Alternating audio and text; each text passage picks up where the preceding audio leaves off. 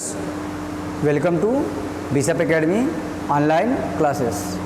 Students, in this video we will study about principle of inheritance and variation, which is the chapter 5, and the topic is genetic variation and mutation. In NCERT book it is given in mutation topic. What is the mutation? So firstly we study about the what is the genetic variation. Genetic variations क्या है? What is the variation? Variation means differences are seen in individuals or in population is called variation. Variation occurs in the population when individual differ in their characteristics. Population में किसी भी organism का जो population है उसमें different types के organism पाए जाते हैं, सेम स्पेसीज के, लेकिन उसमें कुछ न कुछ डिफ्रेंशिएशन दिखाई देता है, कुछ डिफरेंसेस दिखाई देते हैं. इसको हम क्या कहते हैं? वेरिएशन. कैरेक्टरिस्टिक्स में जो फीचर जो दिखाई देता है उसे कहते हैं वेरिएशन. वो प्लांट में भी हो सकता है और एनिमल्स में भी होता है कि when offspring differ from there parent. जैसे पेरेंट्स हैं लेकिन जो उसका ऑफस्प्रिंग है उसमें कुछ न कुछ डिफरेंस आ गया, चाहे वह कलर में डिफरेंस आ गया या हाइट में डिफरेंस आ गया या किसी अदर टाइप के मॉर्फोलॉजिकल फीचर्स में कोई डिफरेंस आ गया, इसे हम कहते हैं क्या? वेरिएशन. तो यहाँ पर एक क्वेश्चन माइंड में हमेशा से आता है कि what is the causes of variation. आखिरकार इस डिफरेंसेस का कॉजेज क्या है? तो यानी कि offspring differ from their parents and siblings. Sibling means the offspring which are produce from same parent are called sibling. तो सिबलिंग्स में भी डिफरेंसेस दिखाई देते हैं.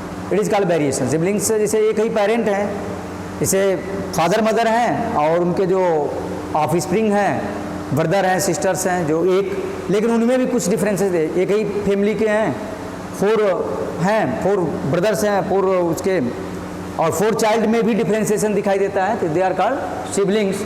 Variation is the essential for, और variation is also essential for evolutionary process. यह जरूरी भी है इवोल्यूशन के लिए.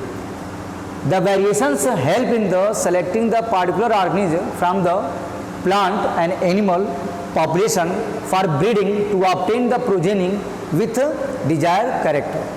Variation also ensure the survival of species. Species के survival के लिए भी यह required होता है. It is called variation. अब आते हैं हम टाइप्स ऑफ वेरिएशन. वेरिएशन के क्या टाइप्स होते हैं, कितने तरह के होते हैं वेरिएशंस? तो वेरिएशंस आर 2 टाइप्स. 2 तरह से वेरिएशन है. एक है blastogenic variation, it is also called germinal variations, और एक है क्या? Somatogenic variation. ब्लास्टोजेनिक वेरिएशन का मतलब होता है कि जो जर्मिनल सेल्स में होता है और यह सर्टेनली या पेरेंट से नेक्स्ट जनरेशन में पास होता है. तो इसे कहते हैं हम क्या हूँ? ब्लास्टोजेनिक वेरिएशन. अभी डिटेल इसको बताएंगे. और सोमैटोजेनिक वेरिएशन आल्सो का somatic variation means it takes place in somatic cells. यह केवल सोमैटिक सेल्स में होता है, बॉडी सेल्स में होता है. समझ सकते हैं इस चीज़ को. सोमैटिक सेल्स का मतलब क्या है? Body cells. और यह जनरली क्या होता है? इन्वायरमेंटल इफेक्ट के कारण होता है, और यह जनरेशन टू जनरेशन पास नहीं होता. जिस जनरेशन में वो दिखाई देगा वहीं तक वो सीमित रहेगा, क्योंकि यह जर्मिनल सेल से रिलेटेड नहीं है, और उसी जनरेशन में ही बड़ा करके वह समाप्त हो जाता है. यह सर्वाइवल के लिए होता है कि जैसे कोई भी ऑर्गेनिज्म है, किसी इन्वायरमेंट में वो सर्वाइव कर रहा है, और उस इन्वायरमेंट में अपने आप को अडॉप्ट करने के लिए जब वो अडॉप्ट करना शुरू करता है तो उसके बॉडी के अंदर कुछ चेंजेस दिखाई देने शुरू होते हैं. और उस चेंजेस के बेस पर, जो चेंजिंग उसकी बॉडी में होती है, उस चेंजिंग के बेस पर वो उस इन्वायरमेंट में सर्वाइव करता है. तो उसकी बॉडी में वो कुछ न कुछ चेंजिंग आती है जो अपने पेरेंट से क्या होता है? डिफर होता है. तो बॉडी सेल्स में जो वेरिएशंस आता है उसे कहते हैं कि हम somatogenic variation. And this type of variation does not pass from generation to generation. यह जनरेशन टू जनरेशन पास नहीं होता. It is also called acquired traits. यहाँ पर दिया भी है, इसके काजेज भी दिया हुआ है. अब इसका हम डिफिनेशन ऐसे समझ सकते हैं कि blastogenic variations, these variations are the caused by, भी जस्ट बताया कि due to the variation in the germ cells और genetic material of the organism and thus are inheritable. It is passed from generation to generation because this is related to germinal cells, and these variations can be discontinuous or continuous. Discontinuous भी हो सकता है, जैसे एक generation से अगले में गया तो वहाँ पर डिसकंटिन्यूस भी हो सकता है, अगले में नहीं भी जा सकता है. और कॉन्टीन्यूस भी होता है कि कॉन्टीन्यूस जो है पेरेंट्स से अगले जनरेशन में कॉन्टीन्यूस हुआ पास भी हो रहा है.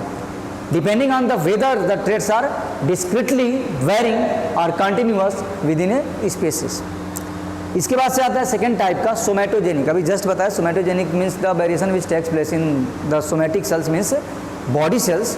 It does not pass from generation to generation. It is also called acquired traits. Acquired traits जो बॉडी के अंदर आता है वह इन्वायरमेंट के अकॉर्डिंग आता है। कोई भी आदमी जो है जिस इन्वायरमेंट में अपने आप को अडाप्ट करता है, अडाप्टिंग के समय में उसके बॉडी के अंदर जो चेंजिंग आती है, जो वेरिएशन आता है, उसे कहते हैं हम क्या, somatogenic variation. These variations are the caused by the, दिया है यहाँ पर, changes in the somatic cells of organism and therefore are not inheritable because it is a acquired traits. और acquired trait does not pass from generation to generation because it does not related to germinal sales.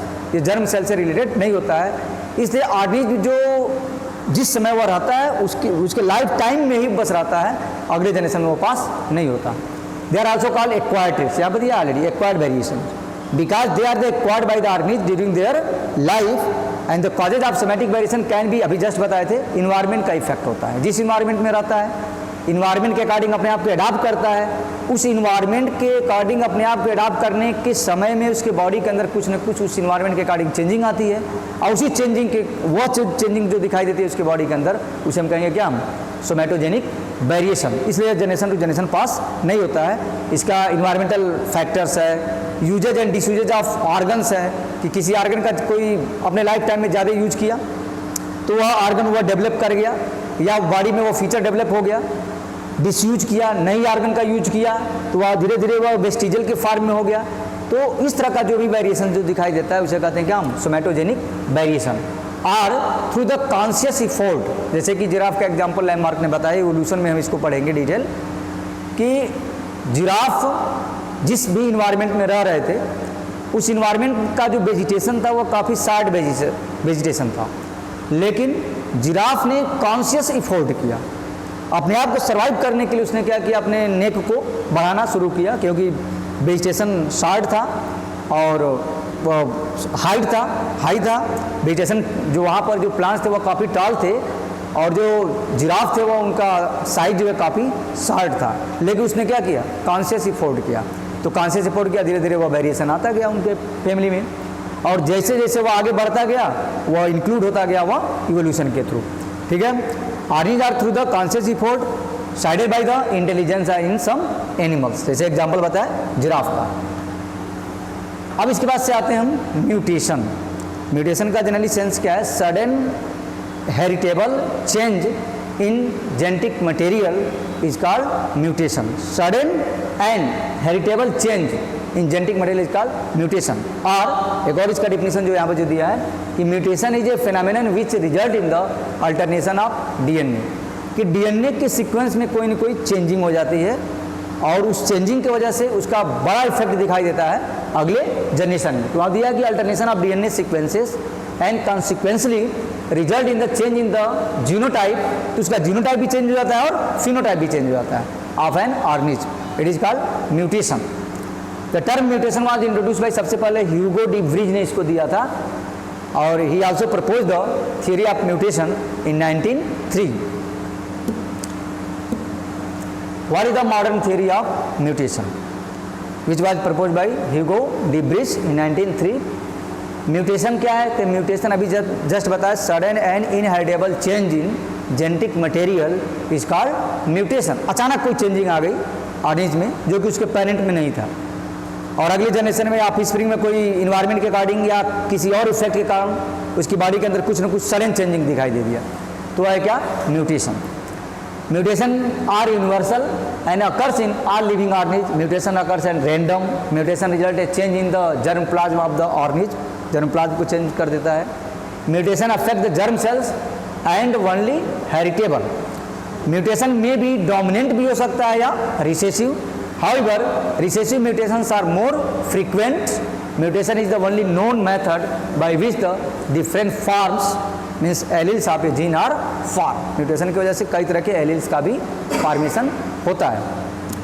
अब आते हैं types of mutation, कितने तरह के mutations होते हैं। अभी जस्ट बताया sudden and inheritable change in genetic material is called mutation और when the alternation of DNA takes place. DNA के सीक्वेंस में कोई चेंजिंग हो गई अचानक किसी कारण से, तो यह है क्या, म्यूटेशन। अब कितने तरह का होता है, एक है क्या क्रोमोसोमल एब्रिएशंस और एक है क्या जीन और पॉइंट म्यूटेशन।